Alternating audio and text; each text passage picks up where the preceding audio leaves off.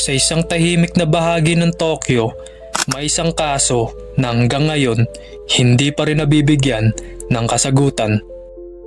December 30, taong 2000, ilang oras na lang bago sumapit ang bagong taon sa Japan, isang buong pamilya ang biglang nawala sa loob mismo ng sarili nilang bahay. Ang mas nakakagulat dito, sa dami ng ebidensyang naiwan gaya ng DNA test, fingerprints, personal na gamit ay hanggang ngayon hindi pa rin nakikilala ang tunay na salarin. Sabay-sabay nating lakbayin ang natatagong kwento at misteryo ng mundo na mahirap ipaliwanag. Ang Miyazawa family ay isang simpleng pamilya na nakatira sa Setagaya, Tokyo. Walang kakaiba sa kanila. Katulad lamang sila ng maraming pamilyang tahimik na namumuhay araw-araw. Ang ama na si Mikio ay nagtatrabaho para sa kanyang pamilya. Si Yasuko naman, ang ina, ay isang full-time tutor na nagtuturo ng mga bata sa kanilang komunidad.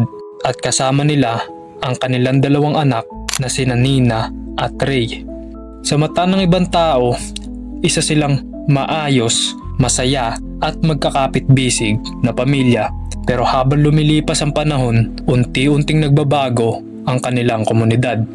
Dahil sa patuloy na paglawak ng Tokyo, maraming kapitbahay ang nagsisimulang magbenta ng kanilang bahay at lumipat sa mas tahimik na lugar.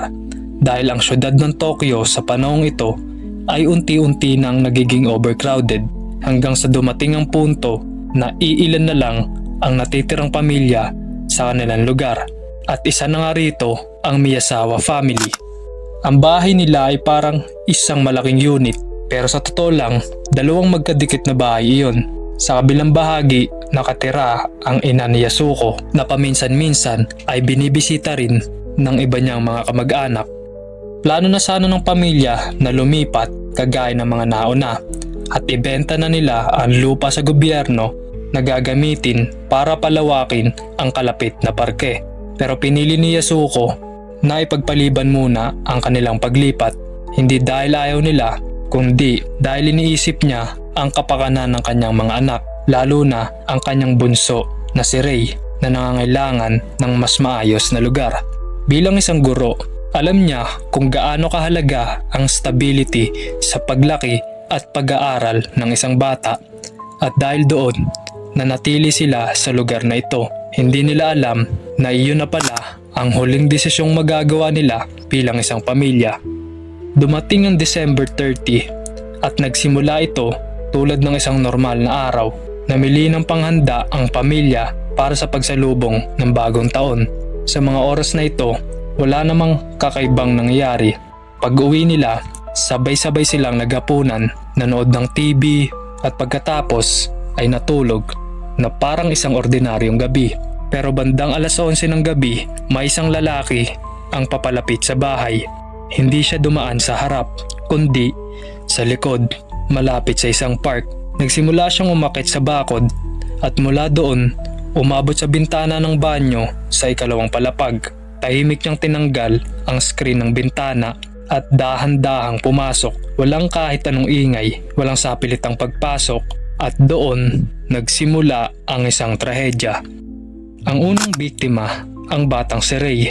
Natagpuan siya sa kanyang kamang walang kalaban-laban. Pagkatapos nito, bumaba ang salarin. Sa ibaba, gising pa si Mikio, abala sa kanyang trabaho. Pinaniniwalaang narinig niya ang kakaibang ingay na nanggagaling mula sa itaas, kaya agad siyang umakyat dito at doon niya nakita na may ibang taong nakapasok sa kanilang bahay. Agad namang umatake ang salarin noong mahuli niya ito. Sinubukan ni Mikio na ipagtanggol ang kanyang sarili, pero sa huli hindi niya ito kinaya. Natagpuan ang kanyang katawan sa paanan ng hagdan na may mga sugat at pasa sa buong katawan. Isang malinaw na ebidensya na lumaban ito hanggang sa kamatayan. Ang huling dalawang miyembro na si Yasuko at si Nina ay nasa kabilang attic o bubungan ng bahay nang mangyari ito. Posibleng sila ay mahimbing na natutulog nung una pero nagising nung nagkaroon na ng isang kaguluhan mula sa ibaba. Sinubukan nilang tumakas at bumaba gamit ang hagdan mula sa kanilang attic pero agad silang naabutan. Natagpuan silang magkakatabi sa itaas ng hagdan na parang pinagdikit sila habang binabawian ng buhay.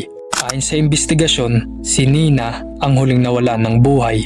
Sa loob lamang ng ilang oras, naubos ang buong pamilya. Sa sobrang linis at tahimik na pagpatay sa buong pamilya, wala ni isang nakapansin. Pero ang pinaka nakakagulat sa lahat, hindi agad umalis ang salarin. Sa halip, nanatili siya sa loob ng bahay. Hindi lang ilang minuto, kundi ilang oras. Naglakad siya sa loob ng bahay na parang walang nangyari. Agad siyang pumunta sa kusina at kumuha ng pagkain mula sa refrigerator. Ayon nga sa salaysay, kumain pa nga ito ng ice cream at uminom ng beer habang nanonood ng TV. Ginamit niya pa ang first aid kit ng pamilya para gamutin ang sarili niyang sugat. Iniwan niya ang mga benda na may dugo. Sinubukan niya ring halongkatin ang iba't ibang gamit sa bahay. May mga nakuha rin siyang mahalagang dokumento at itinapon ang mga ito sa isang bathtub. Ginamit niya rin ang banyo upang mag-iwan ng iba pang ebidensya. Hindi pa siya nakontento.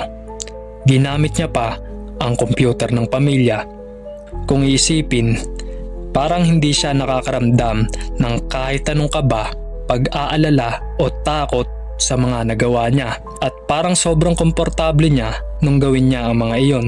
Kinabukasan, nang madiskubre ang nangyari, bumungad sa mga pulis ang isang crime scene na puno ng ebidensya. Hindi kulang kundi sobra-sobra pa. May DNA, may fingerprints, may mga dugo at may mga gamit na iniwan mismo ng salarin. Sa ganitong sitwasyon, kadalasan mabilis na susolusyonan ang kaso. Pero dito ay hindi. Sinuri ng maigi ang fingerprints, ngunit walang tugma. Sinuri rin nila ang mismong DNA pero walang record na lumabas. Ibig sabihin, ang taong ito ay hindi kilalang kriminal. Parang bigla siyang lumitaw at nawala. Sa mga datos na nakuha, ang natukoy na salarin ay isang binatilyo nasa pagitan ng 15 hanggang 35 na taong gulang noong panahong iyon. May payat na pangangatawan pero may sapat na lakas. At isa sa mga napansin nila ay parang may mixed nationality ang suspect. Posibleng may dugo itong Asian at European pero kahit ganun karami ang detalye, hindi pa rin ito sapat para makilala kung sino siya. Dalawang bagay ang naging susi sana sa kaso, ang sapatos at ang bag na naiwan. Ang sapatos ay hindi pala madalas makita o nabibili sa Japan, kundi galing pa ito sa South Korea, samantalang ang bag naman ay may laman na buhangin. At nang suriin ito ng maigi, hindi ito galing sa Japan. Mula pa ito sa California sa Estados Unidos. Ibig sabihin, may posibilidad na ang salarin ay may koneksyon sa ibang bansa. Pero kahit ganun, hindi pa rin ito sapat para matukoy kung sino ba talaga ang salarin na ito. Dahil walang malinaw na sagot sa kakaibang kaso na ito, iba't ibang teorya ang lumabas. May nagsasabing baka pagnanakaw lang ito na nauwi sa krimen, pero hindi tugma dahil hindi iyon ang pangunahing ginawa ng salarin. May nagsabi ring baka may personal na galit ang salarin sa pamilya, pero ayon sa mga nakakailala sa pamilya, wala naman silang kaaway at madalas tahimik ang pamilyang ito. May iba namang naniniwala na maaring ito ay gawa ng isang taong may matinding problema sa pag-iisip base sa kanyang kakaibang pagkilos pagkatapos ng isang krimen. May teorya din na maaring may koneksyon ito sa militar dahil sa mga ebidensyang natagpuan mula sa ibang bansa. At may iilan ding naniniwala na maaring planado talaga ang lahat. Pero sa huli, puro haka-haka lang ang mga ito. Walang konkretong sagot at walang malinaw na katotohanan. Lumipas na ang mahigit 2 dekada, libo-libong ebidensya ang sinuri, napakaraming tao ang tumulong sa investigasyong ito. Pero hanggang ngayon, wala pa rin nakakamit na hustisya. Ang lola ng pamilya patuloy pa rin ang paghihintay. Namimigay ng flyers umaasang balang araw may lalabas rin na katotohanan at ang bahay ay nananatiling tahimik. Sa panahon ngayon na halos lahat ay kaya na nating tukuyin gamit ang makabagong teknolohiya, paano nagawang mawala ng isang tao na parang hindi siya nag-e-exist? Sino kaya siya at bakit niya nagawa ang ganong klaseng krimen? Kung gusto mo ng ganitong klase ng video, gaya ng kakaibang kwento mula sa iba't ibang lugar sa mundo, ay mag-subscribe ka lang sa channel na ito at sabay-sabay nating lakbayin ang natatagong kwento at misteryo ng mundo na mahirap ipaliwanag.